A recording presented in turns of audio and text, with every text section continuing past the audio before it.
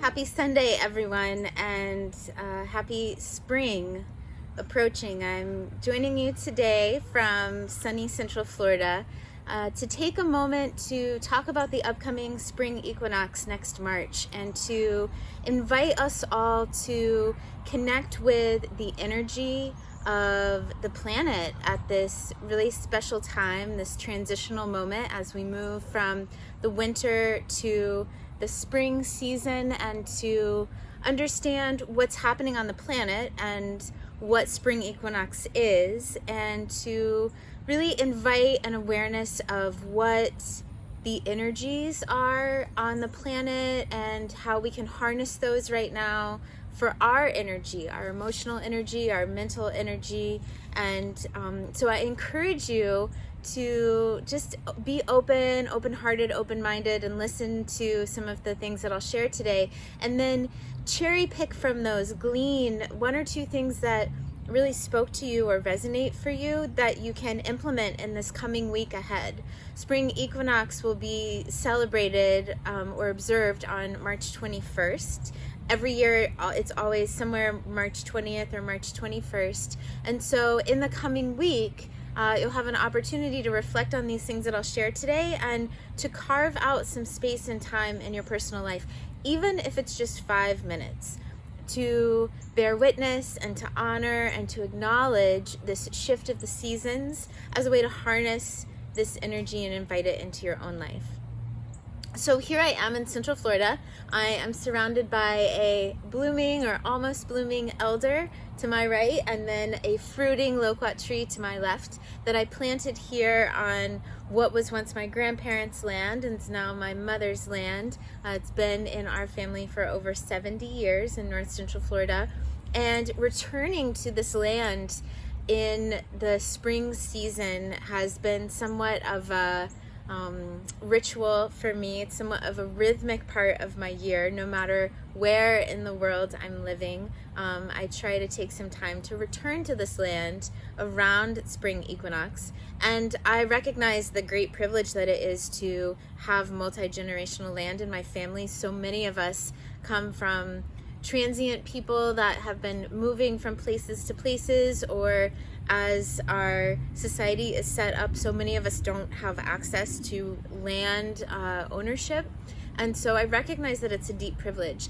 But whether or not we have land in our family, certainly there are places in the area where you're living now, in the region where you're living, a certain park or a river or a beach or some place that you connect with that feels like it speaks to you and your spirit. And so one of the first things I want to offer for equinox and for solstice and for any of these moments where the earth is honoring a big shift or a transition is that I always encourage my students and my friends and myself to take a moment to touch the earth.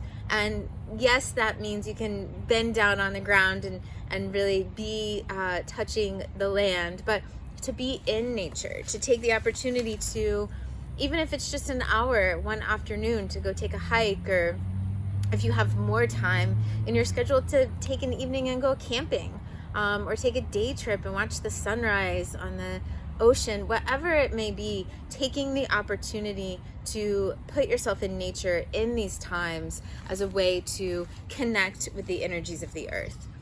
So spring equinox is also sometimes known as vernal equinox, and the word equinox is a Latin word, comes from the word equus, which means equal, and nox, which means night. So to understand this concept of equal night or equal day and night, we have to rewind a little bit and remember that the axis of the Earth, sort of the pole on which we orbit, we spin, is tilted 23.5 degrees. And prior to spring equinox, in the fall and in the winter, those of us in the northern hemisphere, that 23-degree tilt is tilted away from the sun. But starting with spring equinox, that tilt is now positioning towards the sun, and it is going to remain closer to the sun all through spring and summer until we reach the autumn equinox, at which point that tilt is going to then shift back away from the sun a little bit. So all throughout the year, because of that tilt, the time, the length of day and night varies. But on equinoxes, we observe the closest time of equal distance of day and night, or the closest that those lengths are equal. They're still not quite exactly equal. It's not precisely 12 hours day and 12 hours night, but it is the closest to equal on spring equinox that we will find. And from this point in the calendar year, or in the solar year going forward, the days are going to lengthen because we are now tilting towards the sun in the northern hemisphere. Now, of course, if you're tuning in from the southern hemisphere, this is all opposite. In the northern fall and winter, you are closer to the sun, and then in the northern spring and summer, right now, you are further away. So in addition to the day and night being of roughly equal length, the other unique thing that we see on equinox is that the sun rises exactly at due east, and it sets at exactly due west. So as we move in this coming week, day by day, closer to the equinox, you might consider in the morning or evening taking note of where on the horizon the sun is rising and setting. And as we move closer to that date of March 21st, that precise equinox, we're going to see the sun rising directly at due east and setting directly at due west. So long before we had calendar systems and computers and all sorts of technology, ancient cultures had a technology of their own. And one way that we see evidence of this is on the equinoxes.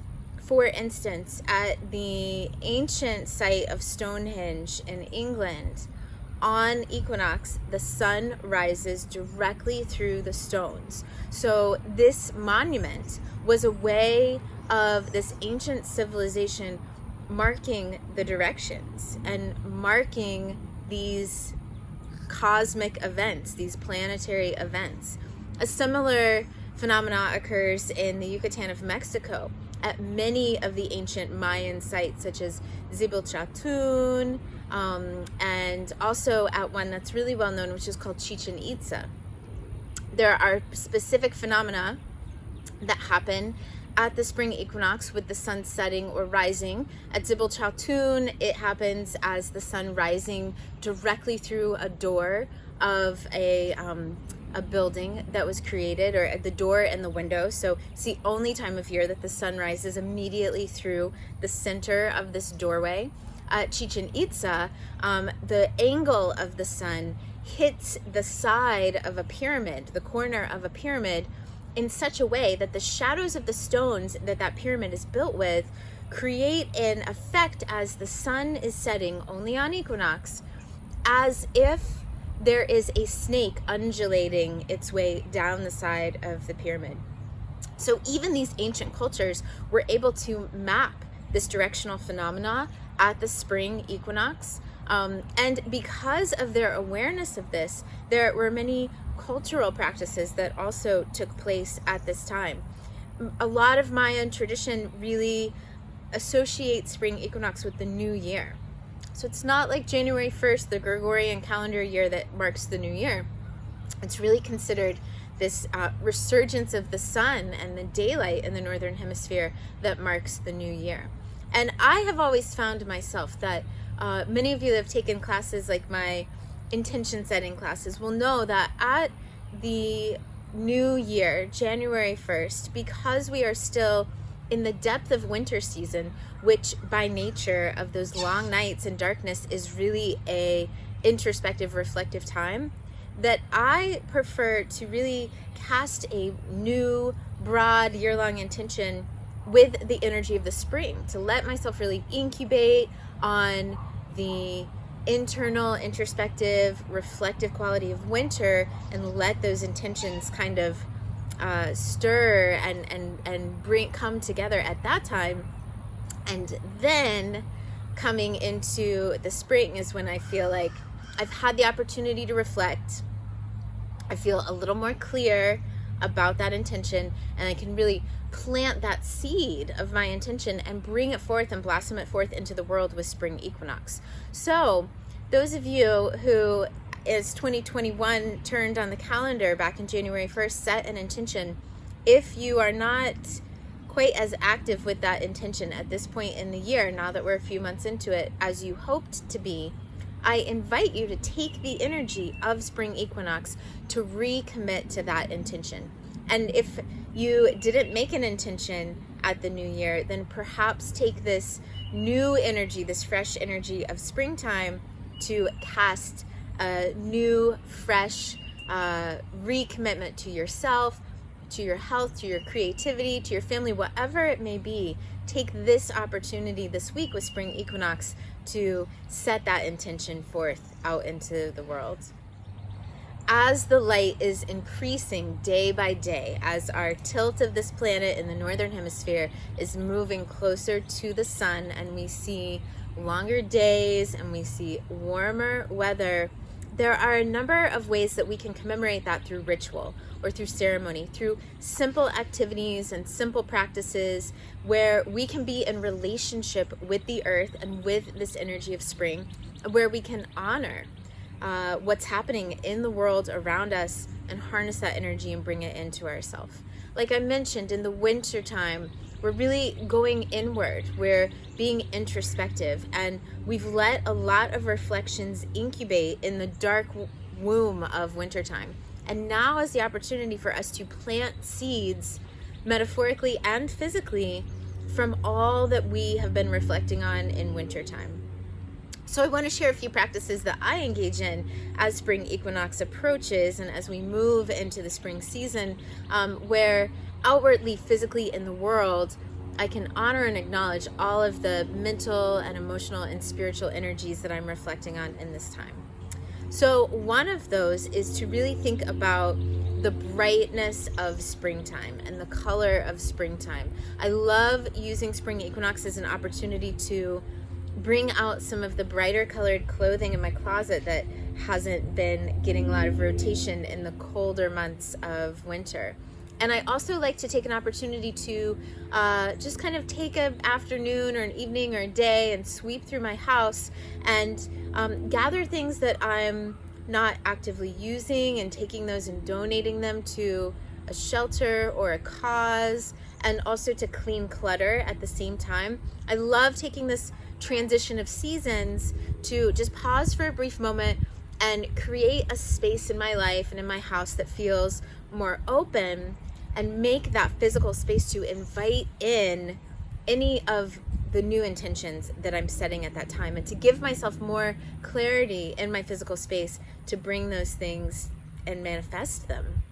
As I go through and clear the space in my home, I also like to set aside a surface of a dresser, a corner table, a part of a shelf, to bring in the beauty of nature into my home. So that might look like a little sort of earth shrine or altar or centerpiece with fresh flowers or foliage, just some way that I can honor this beauty of the earth in this springtime when the color and the light is returning, and bring it into my home as a reminder of that energy. Of course, I also love to immerse myself directly in nature in this time, and to take the opportunity, even if it's just 5 minutes a day, maybe in the morning as I'm getting ready or in the evening when I come home from work, to just wander through the backyard or take a moment to go to a local park and just observe what's happening in nature. Even for those of you that live in Florida and winter might not be as stark or intense as a more temperate climate, we can still observe the changing of the seasons. We see trees that are fruiting, we see plants that are flowering, we see the summery, the warm weather weeds that are returning after even the mild period of cold that we get in the winter. So making it a practice to observe what's going on in nature. Another place that I observe the return of spring is watching animals and birds. And even just now, as I've been sitting here sharing with you, I've been watching a hawk that's been flying from oak tree to oak tree right here in my family's yard. And it is beautiful to see the migratory patterns of birds and to see the nesting patterns and the mating patterns. And it only takes a little bit of witnessing, of observing, of just taking a little time day to day to watch changes in plants, in animals, in birds, in the solar cycle, in the tides at the ocean. And that practice really reconnects us to the earth and helps us to build a deeper relationship with this planet that supports us in so many ways. So that's one of my traditions at this time of year, is just to, especially as the weather's getting warmer, take more time to step outside and observe what's going on in nature, immerse myself, and to let myself be reminded that I am a creature of this earth, that I am a part of this earth as well. So that means also that I like to take opportunity to, with the spring and the transition of seasons, to observe my own nature. If I haven't been keeping a regular journal practice, then I like to take the opportunity at spring to recommit, even if it's just a few minutes at night before bed, to reflecting on the day and using journaling as a way that I can tap into my own nature and observe the shifts that are going on for me at this transition of seasons.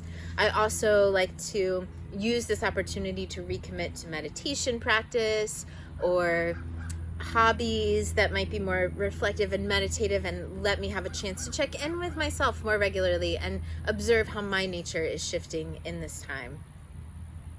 I also like to use the change of seasons to freshen up my physical body.